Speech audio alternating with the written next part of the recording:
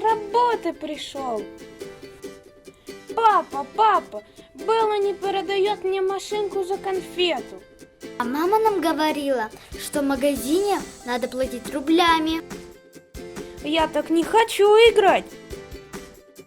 Дети, идите сюда.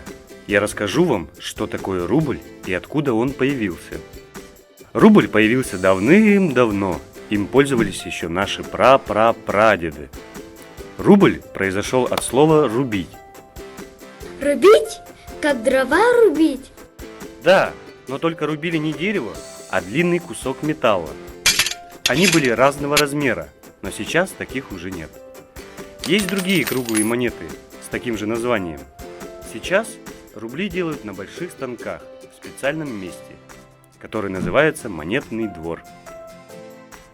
Тогда покупать и продавать можно только за рубли? Да, Проша.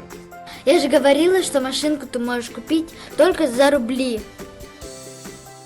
Ну ладно, а сколько тогда стоит машинка?